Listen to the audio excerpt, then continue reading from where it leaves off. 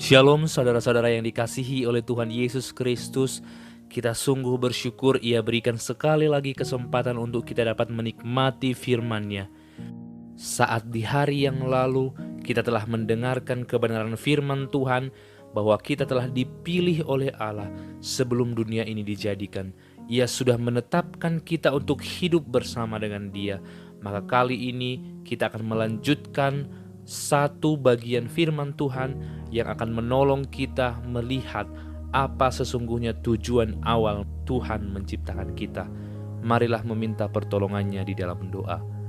Bapa di dalam surga, berikanlah kami hikmat yang sejati untuk kami memahami isi hati Tuhan, dan berikanlah kemampuan untuk kami mengerjakan yang terbaik bagi kemuliaan-Mu. Dalam nama Yesus, amin. Saudara yang terkasih, firman Tuhan hari ini diambil dari Efesus pasal yang kedua, ayat yang ke-8 sampai ke-10. Sebab karena kasih karunia kamu diselamatkan oleh iman, itu bukan hasil usahamu, tetapi pemberian Allah. Itu bukan hasil pekerjaanmu. Jangan ada orang yang memegahkan diri. Kita sampai di sini terlebih dahulu. Saudara yang terkasih, saat banyak ajaran yang mengatakan bahwa keselamatan itu masuk surga adalah hasil usaha manusia, maka Paulus menjelaskan kepada jemaat yang ada di Efesus bahwa tidak ada satu bagian pun dalam hidup manusia mereka dapat menyombongkan diri di hadapan Allah. Karena sesungguhnya Allah mengaruniakan keselamatan itu, tempat di surga itu, hanya semata-mata kasih karunia yang Ia berikan kepada orang-orang pilihannya. Bukan karena usaha manusia, bukan karena perbuatan tangan manusia. Sehingga ketika seandainya masuk ke surga atau menerima keselamatan itu adalah hasil usaha manusia, tentu akan banyak orang yang memegahkan diri, menyombongkan diri dan berkata, aku masuk ke surga karena perbuatanku yang baik. Aku dapat menerima keselamatan karena kesalahanku sedikit. Tetapi firman Tuhan mencatat setiap orang tidak ada yang benar. Setiap orang telah kehilangan kemuliaan Allah. Sehingga tidak ada kesempatan bagi manusia untuk datang kepada Allah melalui kekuatannya sendiri. Sehingga karena kasih Allah yang begitu besar, Ia mengaruniakan kasih-Nya, memberikan anugerah-Nya kepada setiap orang yang dikenan oleh-Nya. Saudara yang terkasih, inilah fakta yang harus kita mengerti, bahwa sesungguhnya untuk sampai kepada Allah, kita tidaklah memiliki daya apa-apa. Kita tidak punya kekuatan untuk sampai kepada Dia, karena kita dipisahkan oleh jurang yang begitu dalam dan tidak ada jembatan menuju ke sana. Akan tetapi Allah di dalam Yesus Kristus turun ke dalam dunia sebagai jembatan bagi kita, sehingga kita dapat berjalan bersama dengan Dia menuju kepada kekekalan.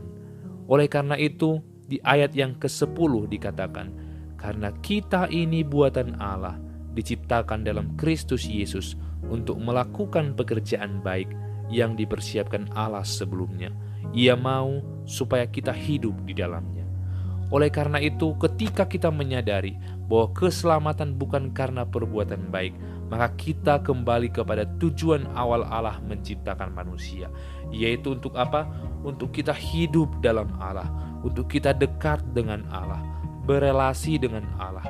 Oleh karena itu, perbuatan baik yang kita kerjakan adalah buah dari apa yang harusnya kita lakukan. Saudara yang terkasih, kita dicipta untuk melakukan perbuatan baik, sehingga ketika kita melakukan perbuatan baik, tidak perlu ada yang dibanggakan di sana, karena sesungguhnya kita hanya melakukan apa yang menjadi tugas kita. Kita hanya melakukan apa yang Tuhan miliki sebagai tujuan saat Ia menciptakan kita. Saudara yang terkasih, kita ini buatan Allah. Saat kita sadar kita dibuat oleh Allah, maka kita juga sadar apa tujuan pembuat diri kita ini. Allah adalah pembuat, pencipta yang menciptakan kita segambar dengan rupanya. Ketika Ia menciptakan kita segambar dan serupa dengan Dia, maka haruslah kita hidup di dalam tujuan yang serupa juga dengan Dia. Saudara yang terkasih, Allah sudah mempersiapkan kita sebagai orang-orang yang harus melakukan pekerjaan baik, dan Ia mau supaya kita hidup di dalam perbuatan baik itu. Oleh karena itu, kita harus mampu membedakan perbuatan baik orang Kristen dengan perbuatan baik orang-orang yang tidak percaya. Kita berbuat baik karena kita sadar kita dicipta sebagai orang yang harus berbuat baik, bukan untuk menyogok Allah, bukan untuk masuk ke dalam kerajaan Allah, tetapi karena kita sadar kita dicipta untuk perbuatan baik. Terpujilah Tuhan yang menciptakan kita menurut gambarnya, yang menciptakan kita seturut dengan kehendak-Nya, supaya kita dapat berbuah lebat untuk kemuliaan Tuhan, sehingga banyak orang akan melihat kita dan mempermuliakan Tuhan. Kiranya kita semakin teguh di dalam iman. Yesus Kristus telah menyelamatkan kita oleh kasih Allah yang begitu luar biasa. Mari hiduplah dalam kasih itu dan teruslah lakukan yang terbaik. Kembalilah kepada tujuan awal kita diciptakan. Amin. Bapa di dalam surga, berikanlah kami kemampuan untuk hidup di dalam pekerjaan baik yang Engkau telah tentukan bagi kami sejak awal. Terpujilah nama-Mu, kuatkan dan teguhkanlah iman kami. Amin.